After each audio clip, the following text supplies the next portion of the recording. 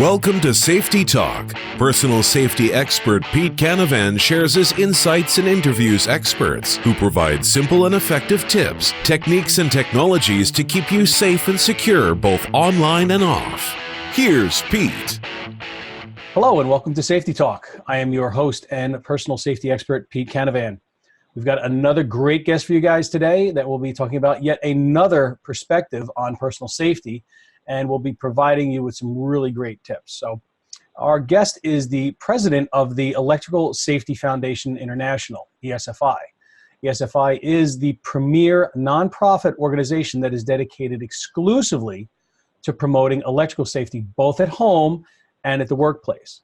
They've been around since 1994 and have led the way in promoting electrical safety across North America. They've become highly regarded by industry, by the media, and also by consumer safety partners. They also provide unique awareness and educational resources that are designed to meet the diverse needs of at-risk groups, because each year too many lives are disrupted by electrical fires, and too many families unfortunately mourn the loss of a loved one who is fatally injured by electricity while they're on the job. Electricity can kill if we're not careful. So in fact, when I was researching information for my college safety book on chapter 10 on dorm room safety and writing the part about electrical, I discovered that more college students die from fires each year than anything else. And many of these are electrical in nature. Now, this gentleman was appointed president of ESFI in 2005. In the last 14 years, he's developed aggressive marketing and awareness campaigns to advance electrical safety. This has helped to establish ESFI as the primary source for unbiased electrical safety information that reduces the instances of fires, injuries, and deaths.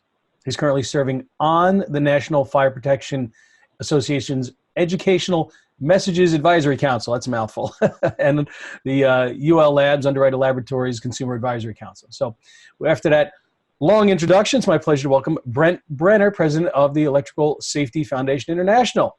Welcome to Safety Talk, Brett. Thank you. Appreciate you having me. Sure. Great to have you on the show. Thanks for being here. We're excited to have you join us because, obviously improving safety and security is what we are all about here at Safety Talk.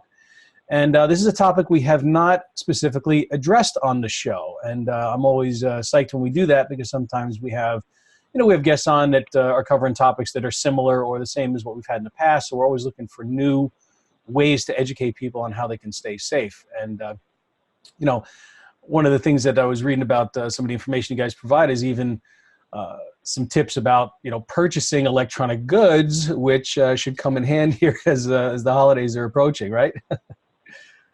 Absolutely. It's probably one of our busier times of year, just folks realizing how, dependent we are on energy. It's like, searching around to charge your phone at an airport. That's usually the thing I draw back to, and folks can really resonate. It really resonates with folks in the fact that, we're just so dependent upon electricity in our daily lives, and almost everything that we do. I have friends of mine that say, what do you do for work? And I basically say, well, when the power goes off, that's kind of what I do.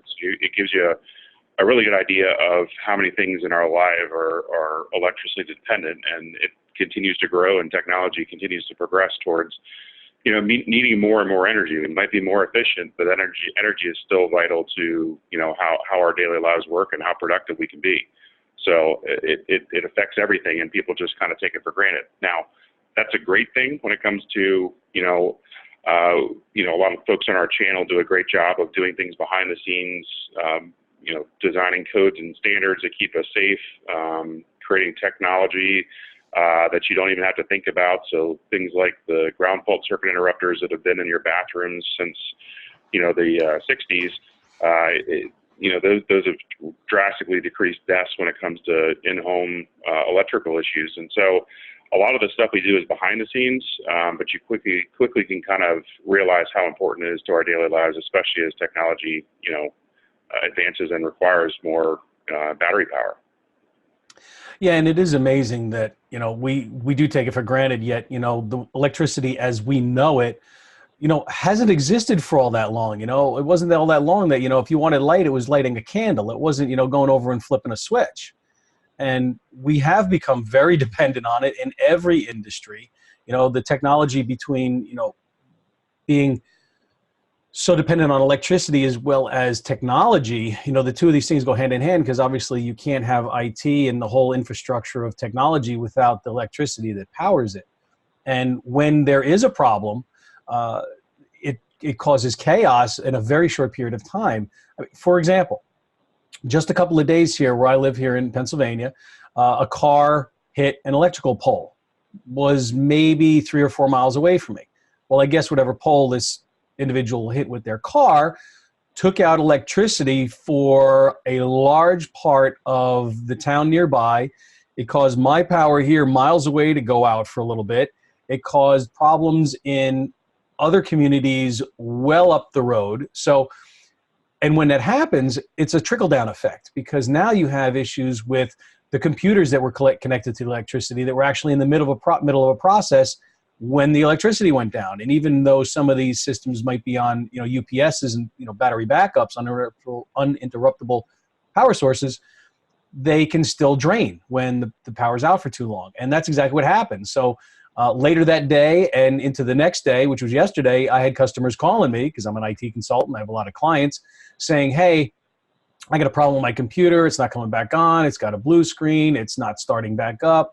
So I was running around like a madman yesterday, putting out, no pun intended, fires with my clients, because some of them had issues whereby if the power was out for like 45 minutes, well, it's great that their server's on a UPS that can last for 15 minutes, but if they're not in the office to safely shut it down and nobody knows about it, it's going to drain out and the thing's going to still abnormally turn off, and you could have problems, and now you got to go back and rely on your backups if data is corrupted. And so it's a total trickle-down effect, not just in the IT industry, but in every industry, right? I mean, financial and education, everything is affected. Absolutely. And this is, a lot of folks don't realize, how dependent we are on electricity. And so when you start hearing, maybe politicians or things that you kind of roll your eyes at, and maybe you don't think it's going to affect you, but we're talking about an electrical grid, or we're talking about the infrastructure that's aging pretty drastically. A lot of the things that are going on in politics are going to trickle down to the energy that we receive, and that is only exacerbated, and you can see the problems that pop up when disasters happen, whether it's a winter storm that might be coming around the corner, floods and those type of things, or even things like terrorism. You just never know. And when things happen like that, it really identifies, or it really wakes people up. Unfortunately, they don't kind of keep their finger on this, but they don't realize that, yeah, eventually things will come back online and life gets back to quote unquote normal. But you've got to be a little more prepared. So imagine if you're a business, we try to tell people the best, you don't need medicine after you're sick. You want to try to be proactive with your planning. And so it's about energy storage and backup. It's about having a plan and how you get your workers back into work to be able to work for you and get your factory moving again. So there's a lot of things that people just don't realize that they can adversely affect them, just in their personal life, but also their professional life. And so we always tell people it's time to start thinking before something happens, but disasters, can happen at any time. And it could be something as simple as, like you were saying, somebody hitting a light pole. Who knows when that's going to happen? And so it's just one of those things that you just got to realize how dependent we are on energy, and what kind of backup systems you have in place, especially if they're vital to your business and or your person. So it's just something to think about. So a lot of this stuff, in a weird way, we're all kind of part of the bigger ecosystem. And so I would just say that you got to think bigger picture sometimes and realize how this stuff might affect you at a local level, not just the national level. So I think people are starting to, have those conversations now. But again, it kind of comes down to the person realizing what their needs are and what's most important to them. So when it comes to, disasters that happen and the need for portable generators, and we've seen a lot of things that have been positive for portable generators, but when people have power and they're applying it the wrong way, it can kill linemen if the things are plugged in the incorrect way and causing backfeed and not having things permanently installed. We see a lot of carbon monoxide deaths because people just don't know how to use it. They just turn it on and just think everything is fine. And simple things like, it's hot in the house, so somebody opens a window, and that creates a way for carbon monoxide to get into a house. And so there's a lot of things that come from our needs for energy, and you just need to think a little bit bigger picture about things. And I don't mean to get on a diatribe, but you really kind of see how it affects and it trickles down to every part of our lives. Of course. And it's something that when you take it for granted, we don't even think about it when it's working. But when it's not working, all of a sudden it's like, well, wait a minute, I can't access money out of an ATM. Oh, wait a minute, I can't go to the gas station and get gas because the pumps rely on electricity to pull the gas out of the ground. Oh, I can't make coffee in the morning if I don't have electricity, right? I mean, from the most basic way that we view and use electricity in our daily lives to the most complex way of using it, whether it's in the most high-end technologies out there, we've got to really be aware of how that electricity and how we can protect ourselves from problems related to it. Now, you mentioned something that I thought, Brent, was real interesting and I wanted to talk about for a minute, and that's the aging infrastructure of our entire power grid. And I'm sure you're someone that is well aware of this, that there are only about, a couple of handfuls, maybe 16 or so massive power stations around the country that all the electricity in the United States, and I guess it's North America as well, goes through, that if there were ever a major problem with even just one of those, it could impact, potentially millions and millions of people. And these are not things that you can just go buy a new one off the shelf. They're special ordered. They come from out of the country. It takes, 6 months to a year to get one of them. And so if we have some sort of problem where these things start to fail, or there is a coordinated terror attack on those substations around the country, I mean, we could all be in for a big wake-up call and a big problem. Yep, absolutely. And it's one of those things where I think people think, oh, it'll never happen. But when just our first 5 minutes or 10 minutes of this discussion, you can see how the trickle down really would affect you as an individual. And I can tell you that as efficient as our economy is, and as efficient as we are, believe it or not, things will dry up really, really quickly if we don't keep the wheel greased and keep things moving. I mean, we're talking about a storm when it comes up. The new storm. I'm outside of Washington D.C. and it's always funny. The first things to go are the bread, the milk, and the eggs, and that disappears off the shelf within a day and a half if you're lucky. And so imagine if you didn't have electricity for a couple days, what it would look like and the chaos that would ensue. And so we're a just-in-time world.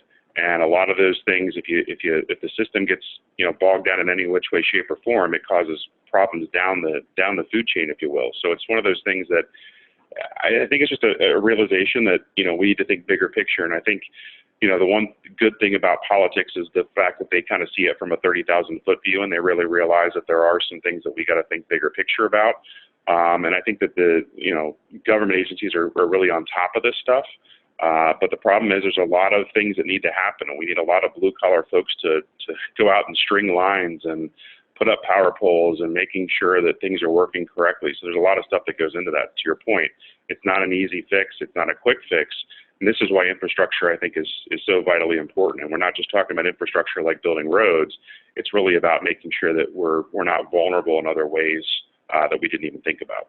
And the electrical infrastructure is so old and it is aging and is very susceptible to failure. And the amount of money and time and effort that it will take to overhaul it is doable. But every day, every week, every year that goes by, it gets more and more difficult and becomes more and more of an issue. So until I think legislation comes down and a commitment is made by the federal government to overhaul the electrical infrastructure, we're still going to be vulnerable from cascading events.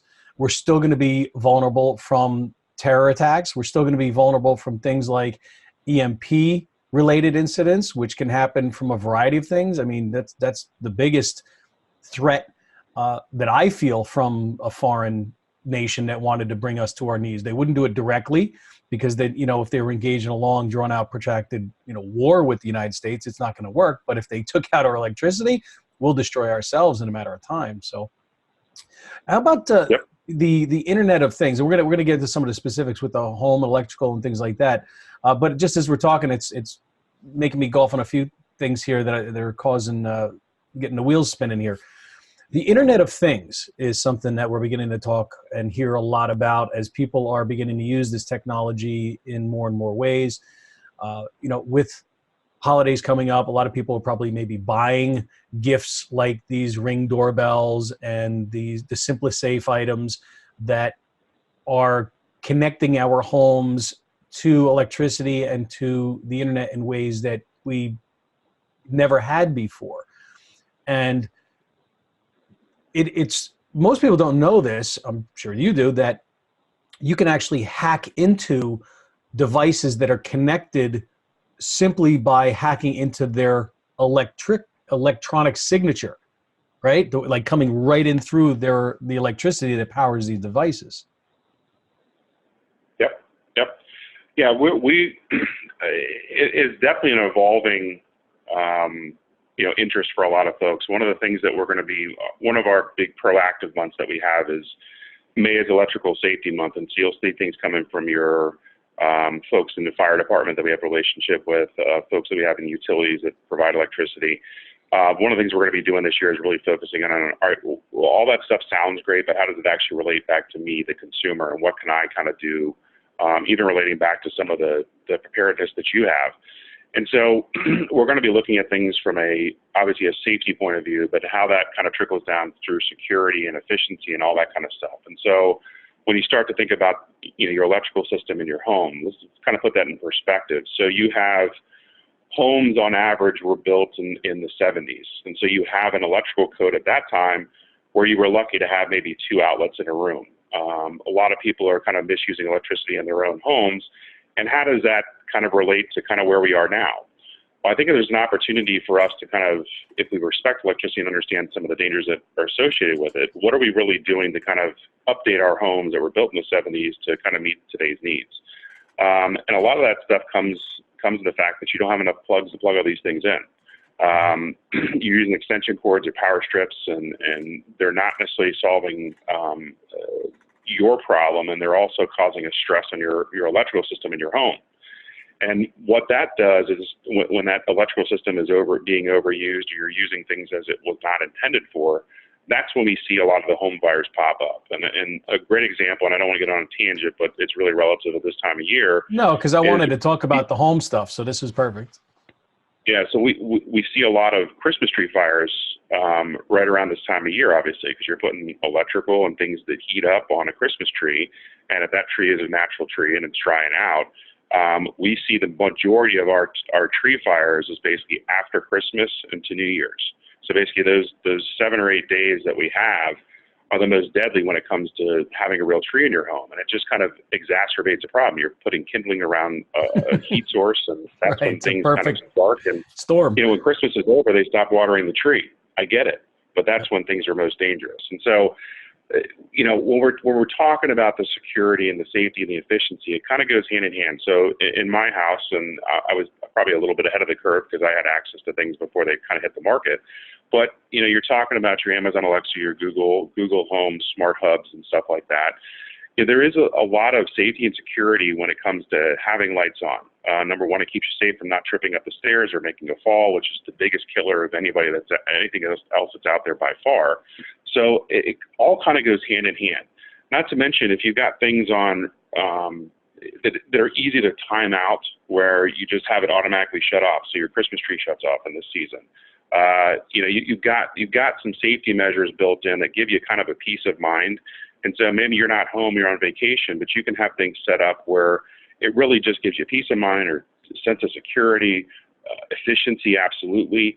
So all this stuff, it's kind of opening up Pandora's box for us to talk about all these different things that are out there. And we rely on, to get back to one of your earlier points, we rely on the Wi-Fi or Bluetooth to be able to access and use these systems. Now, I can tell you, it's just like when the computer started coming out and drove you crazy with why things weren't working and, the internet lag and all that kind of great stuff.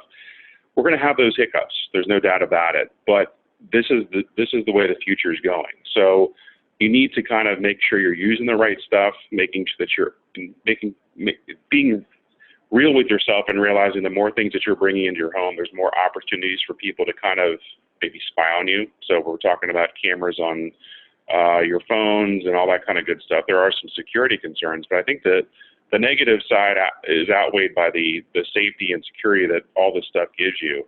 And I think it's going to be a way of life. And it's going to impact the way we use energy. It's going to impact the way that we, spend money in our homes to make things more convenient and useful. And all that at the end of the day provides that security and efficiency that we kind of, they're after effects. And so it's kind of a nice thing that if we do this stuff the right way, it really is a great system that works together. So I'd like to get into some of the specifics of that. Like, for example, one of the things that the ESFI does is have safety across different industries and on different topics. So like for right now, I have your website pulled up. So those watching the video can see. If you're listening to this podcast or rebroadcast, you can go to esfi.org and look at this. But you've got a great breakdown of resources and information on the website, from home safety to workplace, disaster safety, as we're talking about, kid safety, which is a big one. I want to get into that. And then, of course, the different programs and initiatives you guys have and resources. Now, home electrical safety, a lot of people are home around the holidays. They're spending more and more time there. We're not always at home, which is where some of this technology you were just talking about can help, because we can help keep an eye on the home and that sort of thing. But simply understanding some basics about electricity and how it works can go a long way. Like you said, a lot of homes are older that people may be living in. They don't have enough electrical outlets, or maybe they don't have properly grounded outlets. So they got the old 2-prong instead of the 3-prong. So people are, I've seen crazy things when I've gone to customer sites, whether it's in homes or in businesses, where they bend the ground plug off or they cut it off. And I'm like, what are you doing? You can't do this. It's been working like that for 6 months or a year. And I'm like, okay, that may be true, but it's not right. And I always try to correct those sort of issues. The overloads are biggie. And one of the things that I, without getting too technical for people, but you need to understand the rating of the devices and what you're plugging them into, like surge protectors or battery backups.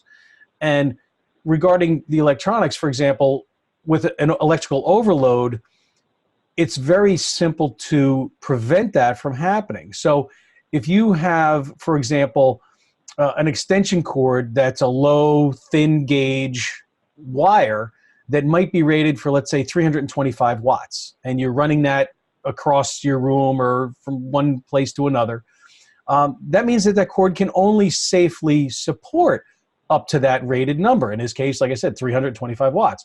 So if now here's where it kind of gets a little funny, right? Now you bought a surge protector and you put your surge protector into that electrical cord. Well, the surge protector is rated for 750 watts. So you're thinking, great, I can plug it up to 750 watts worth of stuff here. And people aren't even looking at the rating of the items, right? But you can't, because the cord that power strip is plugged into is only rated for less than half of that.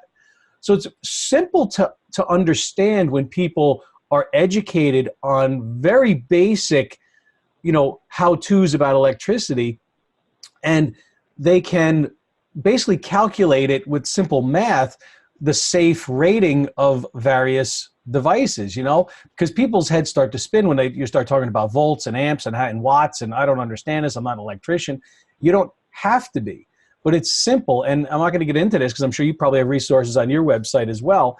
And when we post this out, maybe we'll put some links to things, some calculators, but like laptop power supplies, you're plugging it into an old home, the output is listed at so many volts and so many amps.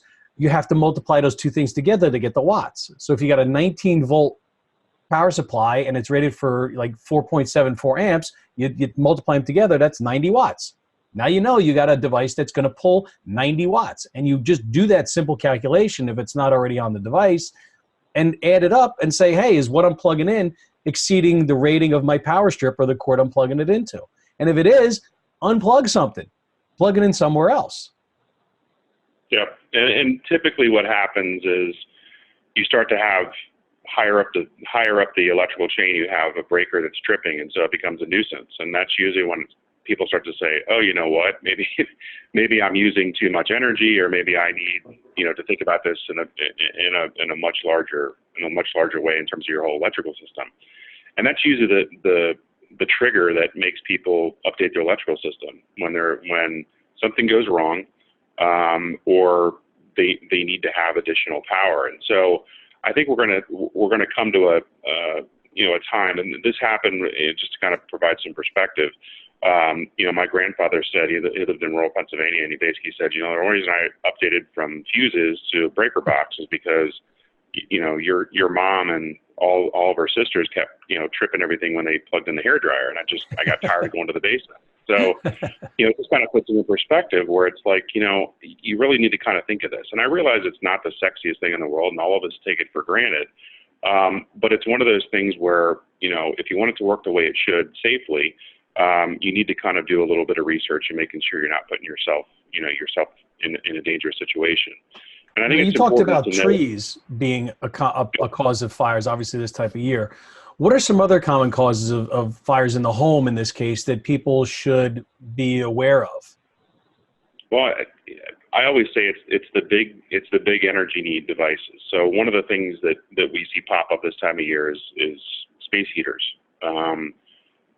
We have, if you think about it, most of the homes in the South were not necessarily geared to or designed in a way where they can support loads at that level with other things plugged into that same outlet. And so you have people that are using space heaters around combustibles. They're just not thinking about it. And maybe those space heaters have never caused a problem for 15 years, but it just takes one time with an animal knocking something over, you tripping over it, or something getting in the way where it starts a fire. And that's usually pretty catastrophic because it's an issue that most people just don't think about. Or they're falling asleep with a space heater. That's another big issue that we see a lot of times. And so it's one of those things where, I think that people just need to respect electricity a little bit more. It's electricity, the way I like to kind of categorize it. It's something you can't see, can't smell, can't taste, but it'll damn sure kill you if you do something wrong.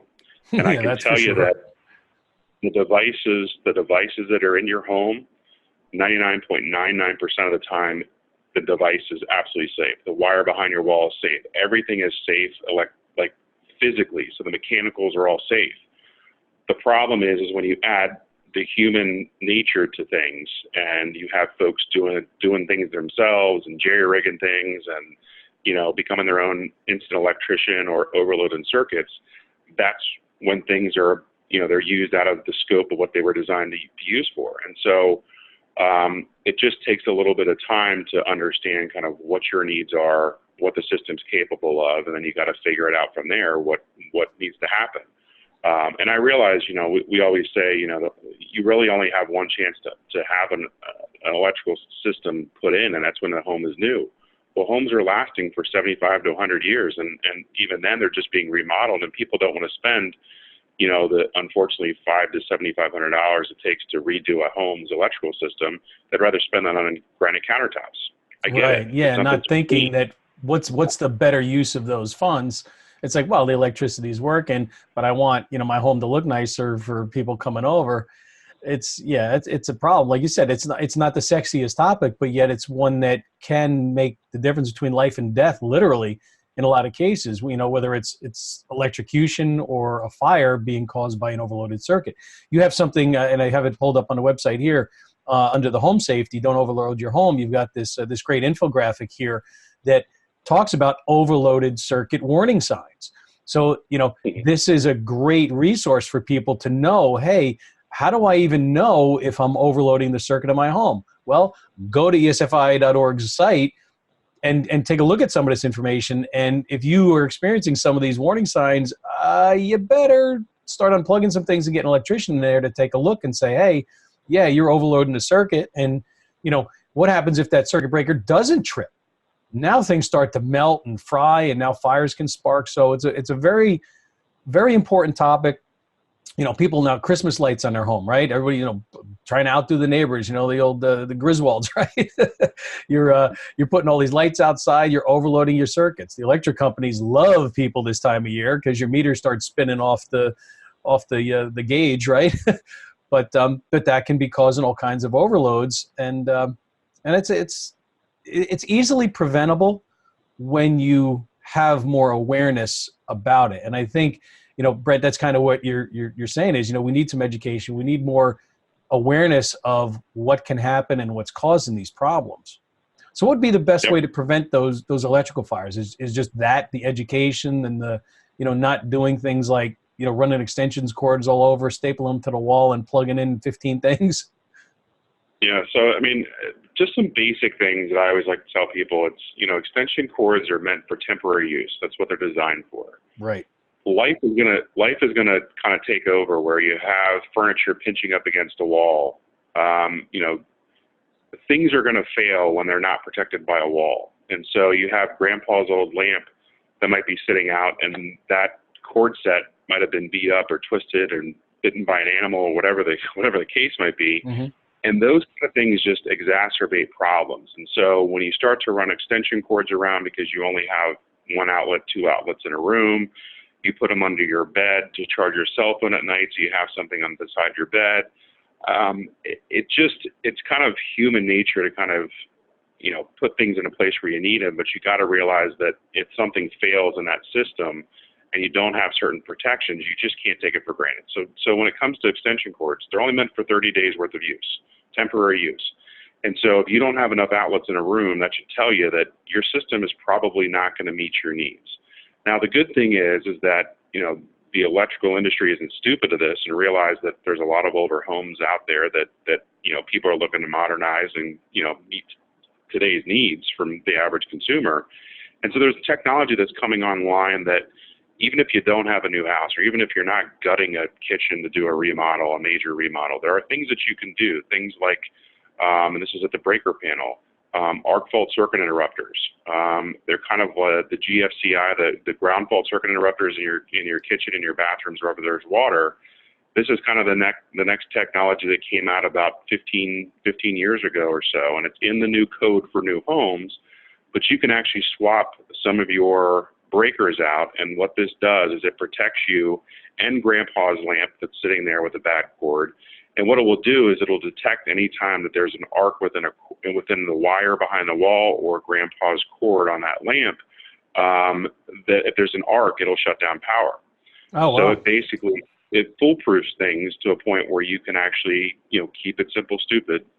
What my grandfather always said is, if you can design it out and have some technology in it that's going to keep you safe, you should probably look to do that. So I can't tell everybody that's listening to this to say this is what you should do to stay safe. But what I can do is tell you that there are things that you can do and people that you can call, like an electrician, that will come in and give you an honest assessment of kind of where you're at, what the things you might want to do, and maybe you can work out a game plan where over the next 5 years you work on this, this, and this. And that provides a peace of mind. It also provides efficiency and all these, security and all this other stuff. And you can figure out maybe a plan of attack on how you can make your home safer, because, the system probably hasn't been updated since the home was built.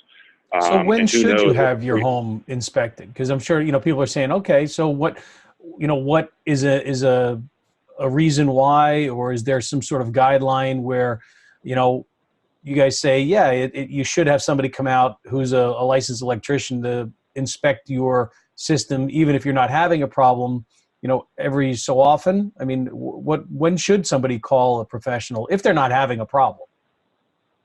Typically, the system is going to tell you if something's wrong. So a breaker is going to trip. It's going to tell you that there's something wrong, or you're using too much power or something like that. We don't necessarily say, there's a certain, there's not every 10 years you need to have your system inspected. It's more of, what are you doing now that has been different over the last 10 years that are going to increase your power demands? Or what are things that are going on, like the infographic that you had up before? Do you have discolored outlets where you take a step back and you kind of say, wow, that doesn't look white anymore. It kind of looks like it's a little bit, I don't know, brown. Those are telltale signs of things that are just not working correctly. Typically you're not going to see a spark. You might have something when you turn on a switch or something where you'll have a little bit of an arc. Those are kind of telltale signs that maybe things aren't necessarily right. Maybe the device has failed. Maybe somebody's done something you didn't know about. Those kind of things. But the system typically tells you. So when people look back after there's a home fire, unfortunately, they'll come back and they'll say, yeah, something was acting funny, or the lights were flickering, and yeah, I noticed that outlet was, kind of discolored, there's always that story, like, this is where it started. Well, that doesn't surprise me because I remember seeing stuff. I just never did anything about it. So just be proactive. I mean, look at Don't some ignore signs. something. If you don't know what it is, call somebody. Exactly. Because it's your life. Something happens in the middle of the night while you're sleeping.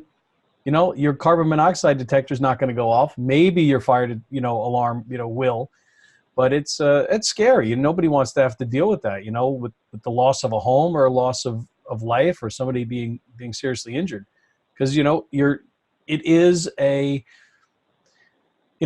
an electrical system that is like any other system. It can't be abused or it's going to fail and give you problems. Same thing with the plumbing in your home, same thing with anything that is in a home or in an office.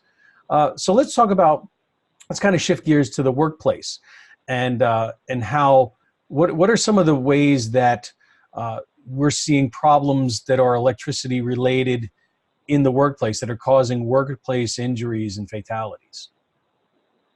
So, oddly enough, when it comes to electricity in the workplace, the same thing is kind of, if you're talking about an office environment, the same things apply as if it were in your home. One of the biggest issues they have is people bringing space heaters and plugging them in at work. So if you're in an office environment, you've got something that's not prepared for something like that big energy use of a space heater, you can get yourself in trouble. When you're talking about outside work, overhead power lines are one of the things that most people just assume they're so far up or they can't identify them. They call them telephone poles or whatever you want to call them. Overhead power lines are by far one of the biggest killers outside of the home and the office, and that's usually where a lot of people just don't think that something can hurt them. And so when it comes to workplace safety, you'll have a down line or you'll have something that you don't know what it is. It's not going to sit there like a snake and tell you it's dangerous. You're going to come up on it and not realize what it is. It'll be sitting there coiled on the ground likely, and it's not going to be sparking. It's not going to be doing anything suspicious, but you need to stay away from that and call 911 and make sure that somebody comes out and looks at it. And I can tell you most folks in the fire department know better than to go anywhere near electricity when something's outside like that. One of the things that I learned years ago is that if you ever, like, say you're trapped somewhere, or maybe you're in your car and, there's an electrical, there's a storm and, power lines fall, or you're in your home and there's exposed wiring and you kind of have to get out of the home or get out of the workplace or the office or wherever you happen to be, never basically use the front of your hands to push or touch anything, because electricity causes your muscles to contract and you'll just latch onto it that much stronger. That you should always use the back of your hand if you're suspicious of anything that might have electrical power in it. Is that true? Yeah. I mean, I wouldn't go that far. I mean, I can tell you that it was common practice back in the 50s in some of the codes that you actually licked your fingers, and that's how you tested for current. Yeah, that's no good. We've come a long way, but the 50s are not that long ago, or that's what we were doing. I would say in general, if you have any energy sources that you think might be a problem, you've got to call an expert and you've got to stay away from it. I would say that the best place to start is something with your building engineer or your I don't know what you call them. We call it our building engineer here. Where you call them in and say, hey, look, here's a potential issue that we have that we're looking at. But I can tell you that when you start talking about larger loads or larger energy systems, you can quickly get yourself into trouble in terms of opening cabinets that you shouldn't be opening. Those signs and those placards are not there for no reason. There is no bell that's going to go off.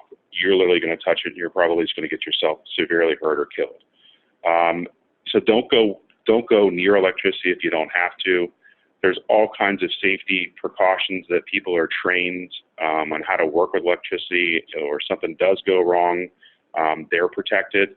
You as a layperson should not be messing with electricity at all. And I would say that your building manager is probably not qualified to do half the stuff that they do when it comes to electricity. I would also throw out there that, when you start to say, all right, I'm gonna string this extension cord somewhere so I have power, or I'm gonna use a generator because I need power in this location, or even if I'm gonna climb up on a ladder and change a light bulb. Those are all things that are electrically based, where you need to kind of just take a step back, think about it. If you're on top of a ladder changing out a light bulb, are you going to get shocked by something? I mean, you just got to think, are you qualified to do the job? If you're not, get somebody that is. And then don't overestimate your ability, and don't underestimate the danger of electricity when it comes to things you're touching. Well, you even have on your website, I mean, roughly 2,000 people a year are killed in the workplace by electricity. So it says over the last 10 years, more than 20,000 workers have been injured, in electrical related incidents. And that's a lot, because, these people have families, they want to go home at the end of their shift and not have to worry about something that can hurt or seriously hurt or kill them. Yet it happens all the time. And so, I mean, on the job safety is huge. So what would be some of the best ways, I mean, apart from what you're already talking about, I mean, is pretty much education, or just make sure that you're qualified, and if not, get somebody who's qualified to deal with whatever needs to be dealt with. Like, for example, in a place where there's a sign that says, hey, qualified personnel only, everybody else, stay the heck away, right? Yeah, absolutely. I mean, and if you don't know, ignorance isn't an excuse. When you're messing with electricity, it'll kill you. So you can't just say I didn't know. There's no do-overs. And it's not. And I'm not trying to be crass or funny, but it really comes down to that, where you don't know the danger that you're maybe putting yourself in. And so many times when they have just regular general building inspections, they have these marked off areas, and they have people that have ladders inside fenced off areas, or they have, the mop bucket inside areas that you don't know what room or you're going into, where there could be some energy in those areas that, you don't have any clue what danger you're putting yourself in, and or potentially causing a bigger problem for somebody else that is coming in to service the equipment or something like that. So one of the cool things you have on the website is this electrical safety self-assessment area. So there are these electrical safety awareness videos, and how do introduces the problem of electrical injuries and fatalities, and what does electrical safety mean? And you've got some different perspectives on it from managers and supervisors and employees about different things. So I mean, this is a neat tool here that you're providing to people that they can go and take. So tell us a little bit more about this self-assessment tool here on the website. So what it is we work with the people that put out the best codes and standards that are out there. We hope people that follow those codes and standards to the T. But there are some things and gaps that we identified that will kind of give you an idea of how you're rating against folks similar to yourself. So you're safety minded. You're listening to this broadcast, and what we're trying to do is tell people, here are some things that you might not be thinking about. So not to get too deep into things, but how often are you servicing your personal protective equipment, your PPE? Mm-hmm. Do you have the right cleaning system set up for that? Are you using the right tools for the job, and do you inspect those tools all the time? Are you using, if you're working with electricity, are you using testers, and are you testing those testers every time, before and after? It sounds kind of monotonous, but those are the things that will keep you alive. And if you look at what we call the hierarchy of controls, there's a lot of built-in safety to a lot of the different systems that we work with. But anytime a deadly injury happens, it's because literally everything in that hierarchy of control, those 8 steps or so, just were not followed. And that's what will get yourself hurt and or killed. And so we want to look at safety through a couple different lenses, because we realize at a worker, it really is about going home at the end of the shift, right?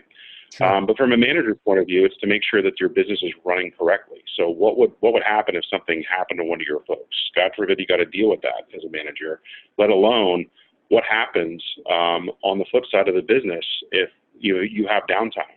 And so we wanted to look at it through a couple different perspectives or lenses, if you will, where people just kind of thought it through from different perspectives and realized that safety, it's not what it used to be. And there's a lot of different, things in a system that keep people safe. And how do these people communicate? Number one, how do they think? How do they think about certain processes? And do they maybe not take things as serious as they should? And are they thinking, bigger picture about what the effect would be if you had a loss of life, God forbid, or if you had downtime? And it's just a trickle down effect of the what if question.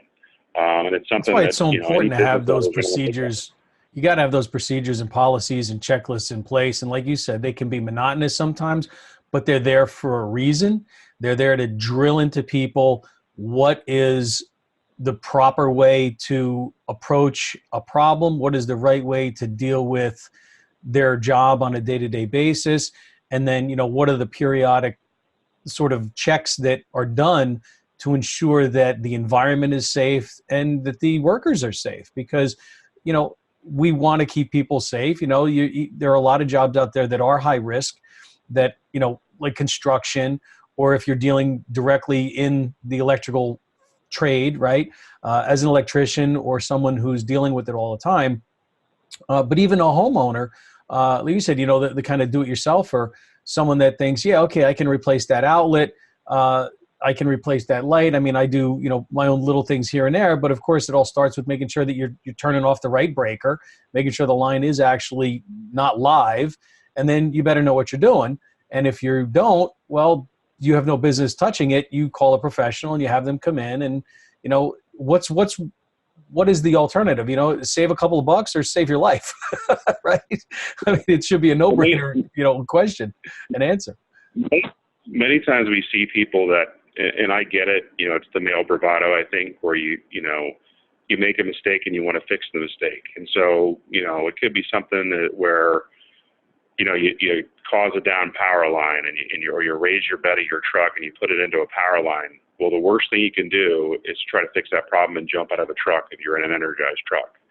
And so this goes to the homeowner side too, where it's don't be a hero. Don't go above your comfort level and your competency level of what you're doing, because it might not be something that causes a problem now, but it could be something that affects your grandkid in the house later on.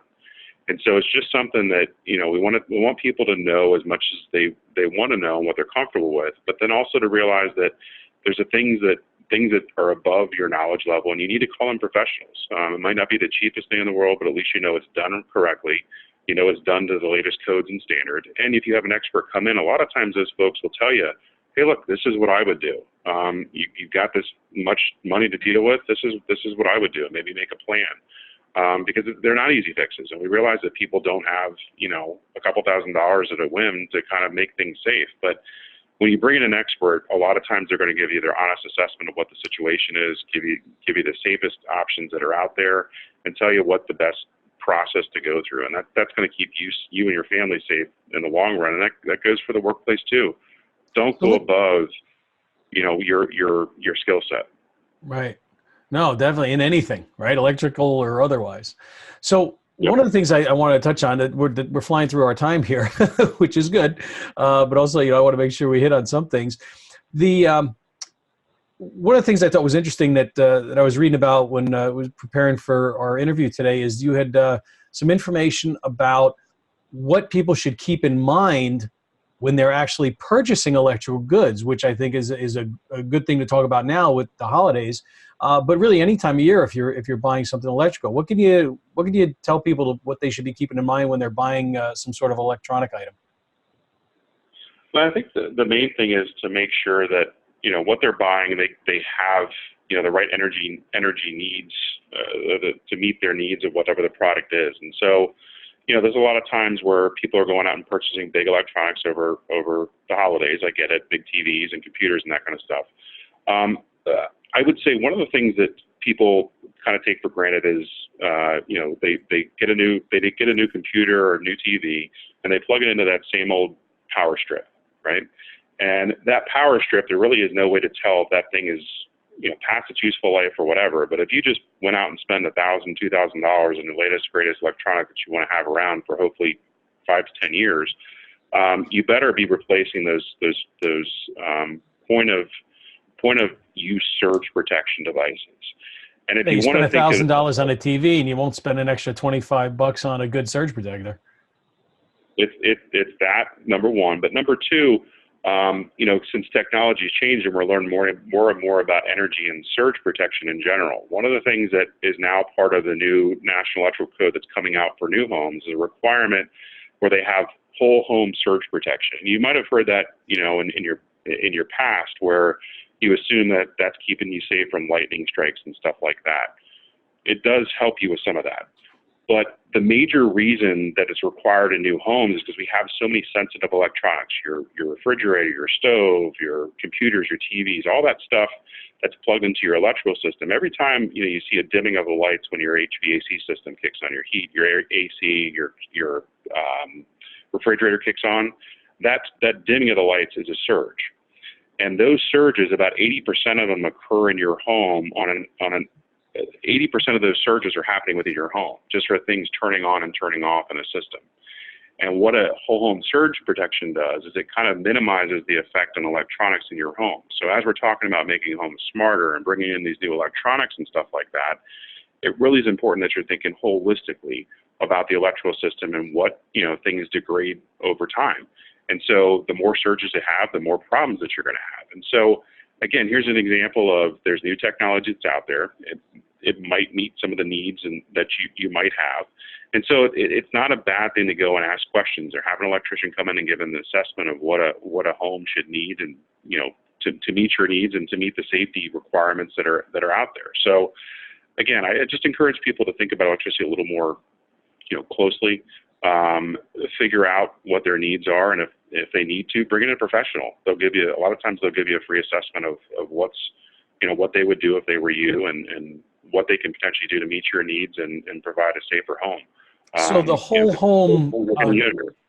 home devices, do they act kind of like the ability of an uninterruptible power supply, a UPS, to basically deliver pure sine wave power and iron out the little brownouts and surges and spikes so that there's cleaner, consistent electricity being delivered to the device, which obviously in turn makes less of a strain on those devices, because things are going to fail when there are surges or when we get a little bit of a drop in the power levels, and then it spikes back up. And so those little surges, being in the information technology industry, I do all that I can when somebody's buying, like, for example, a new computer or a new server, especially, hey, you got to put this thing on a battery backup. You've got to make sure that you're protecting that this can help deliver the purest power possible. This is a little tongue twister, right? Purest power possible to your devices, because it's going to, number one, it's going to protect them, right? But number two, it's also going to extend their life, because if they're not being susceptible to surges and spikes, which happen just throughout the normal cost of electricity being delivered to the home or office, it's something that can really help over the long term with everything that we're really talking about here, right? Yeah, so it doesn't, it basically just provides the protection of, it's basically like a surge protector for your computer. It basically just does it for your whole home. It just keeps the whole system in check, where you're not going to have, degrading power surges that are going to affect all the different electronics. And I've seen this in my own home, and I don't have any necessary data to back this up, but the more and more smart things we bring in, you see somebody with a computer in their fridge that tells them, different things, the weather, and you name it. Right. These are sensitive electronics.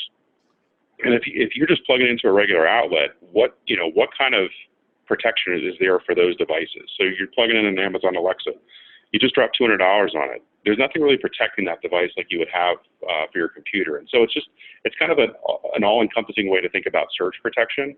But then I think a lot of people are surprised and shocked that we're not just talking about lightning strikes. We're talking about like 80% of the time it's coming from inside your house, from your big energy need devices, like a refrigerator kicking on, like your air conditioning or a heater kicking on.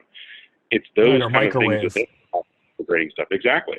And so you can imagine, and I've seen this in my own home where I've lost some smart switches, and we just actually installed a whole home surge protection in my house.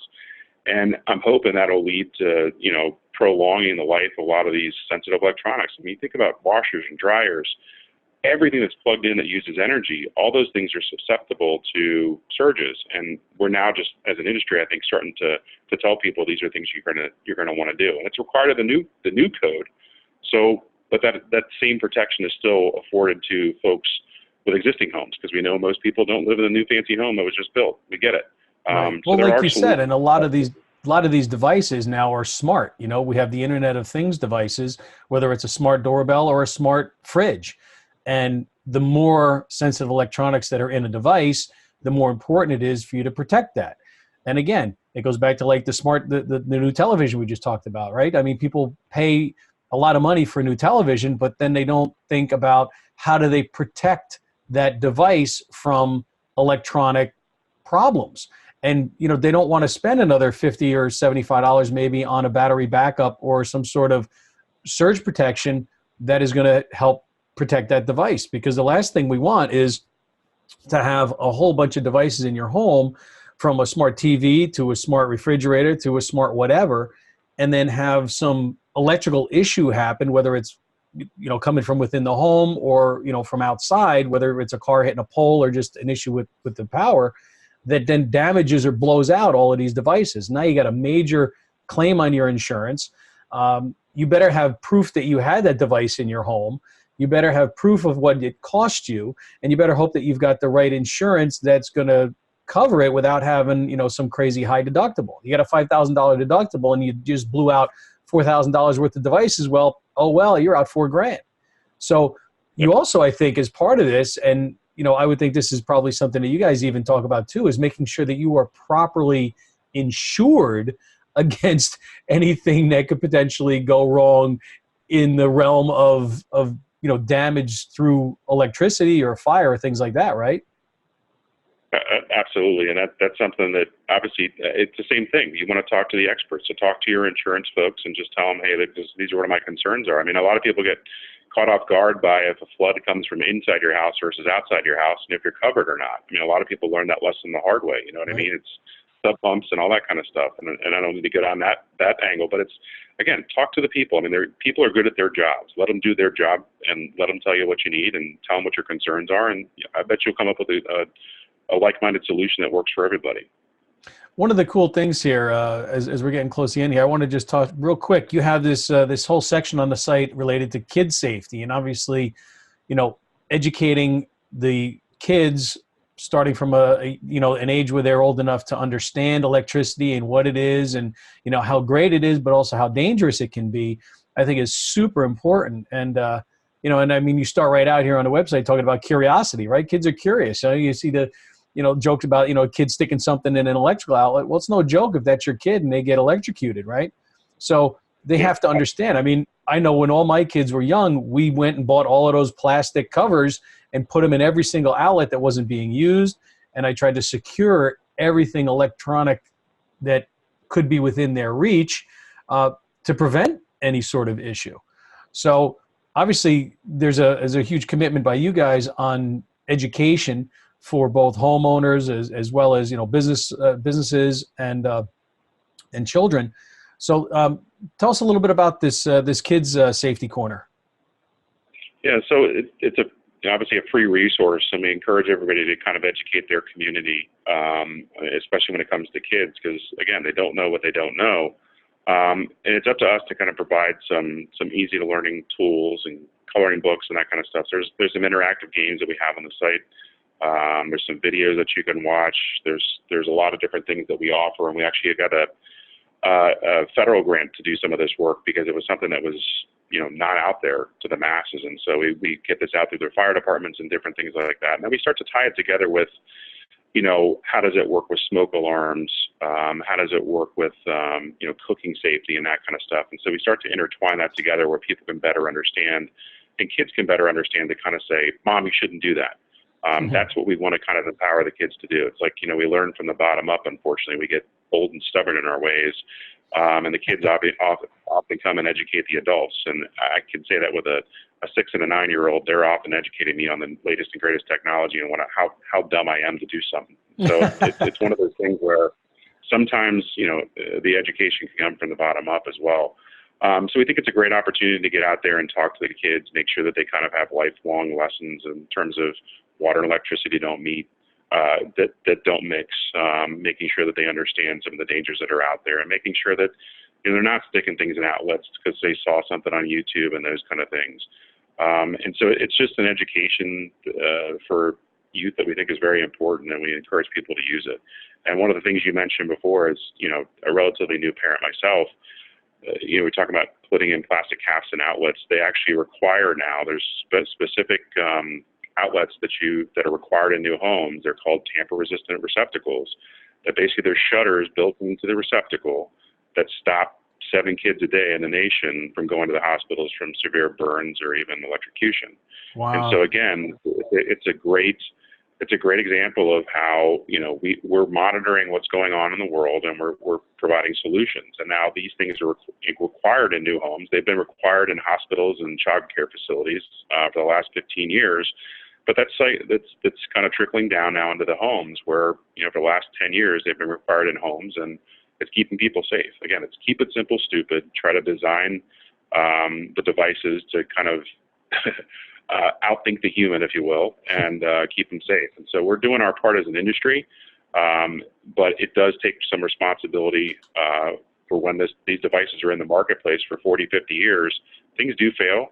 And people do things that are not the safest in the world. So we're just out there trying to educate folks on what they should and shouldn't do. Well, you're doing a heck of a job, Brent. We really appreciate the work that you and the Electrical Safety Foundation International is doing.